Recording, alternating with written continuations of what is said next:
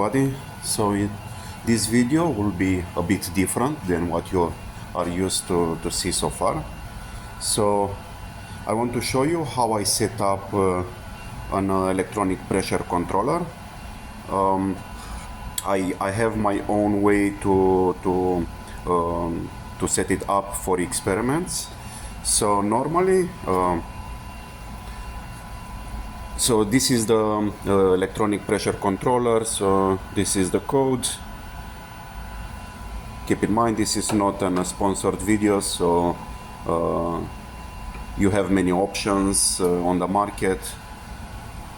I'm showing this because this is the one that I have here. So normally the pressure controller, the one that I bought, has two gas ports. So here is the inlet, here is the outlet, and here is the exhaust.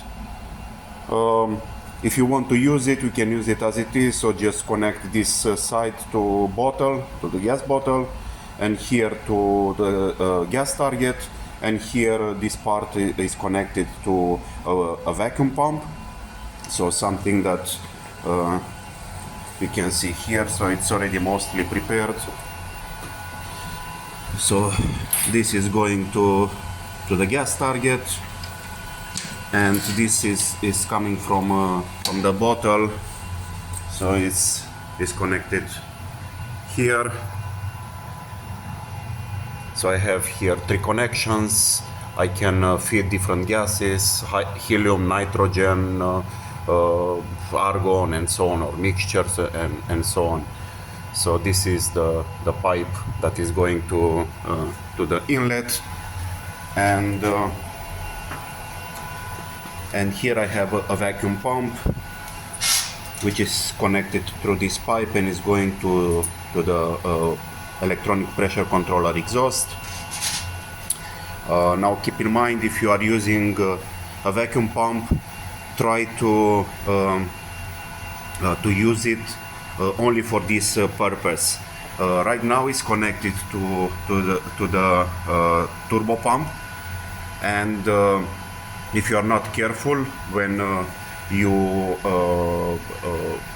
you let the gas go through exhaust, it can go at the back of the turbo pump and it will switch it off for protection. So be careful about this.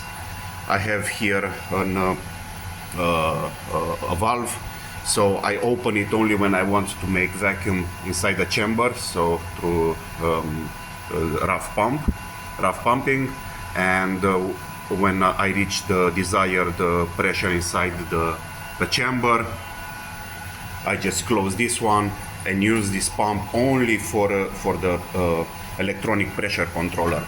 So be careful about this. Alright, okay, so this is the pressure controller. You can use it as it is, install it. It's not a problem.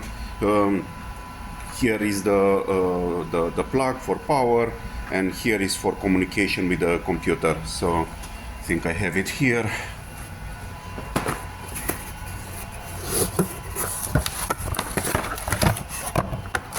So yeah, these are the parts. So this is the cable, the control cable, and power supplies. Alrighty. So what I do extra, I modify it so that it can give me a bit more flexibility. So I connect the exhaust through this pipe. I connect it here, and this part is going to the vacuum pump. In this configuration I have 2 pressure controllers, but you can have only one. In my case I will use 2 gas lines and 2 gas targets, so that's why I need two of these. So in this configuration, so this part is connected to the bottle, the gas bottle. And what I have here, an extra thingy, is this valve. Why I installed this part? So let's say So the normal operation is like this. So you put here an inlet pressure. Usually the difference between the inlet pressure and the outlet pressure should be about 5-10 bars. So let's say you want to use in the experiment about 30 bar. So you'll use 30 bar here. That means here you should have about 40 bar, and so on. So it should be always a bit of difference between inlet and outlet, just to make sure that the gas flow is the proper one. But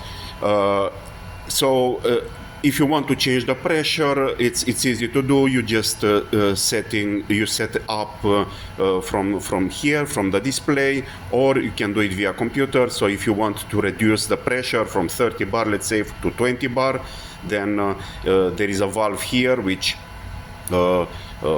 closes the outlet and opens the exhaust.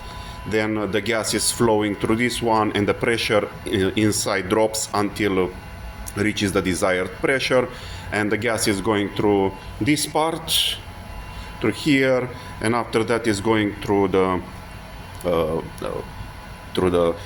vacuum pump. What I added extra is this valve. So if I want to change the gas in the experiment, it takes a bit of time to change the lines. But if you have this kind of setup, then all you have to do is just, I'll give you as example the configuration that I have here.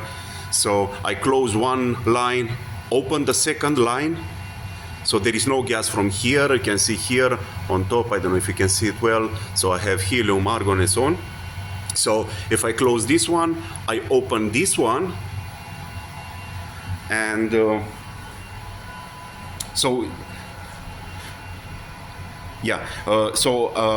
the first instance, I need to make sure that there is no gas in the gas line left from the previous setup.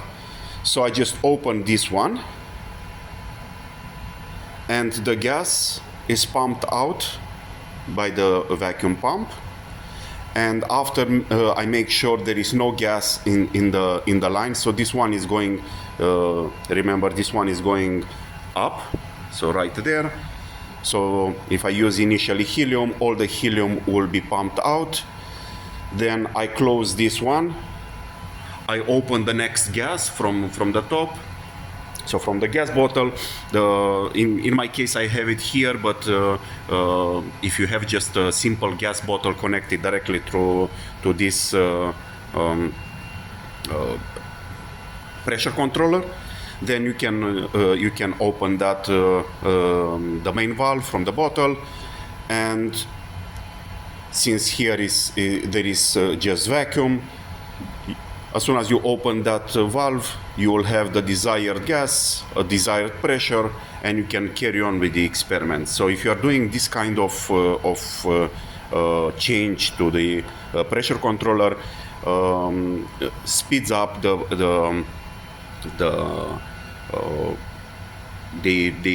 experiment. So you don't have to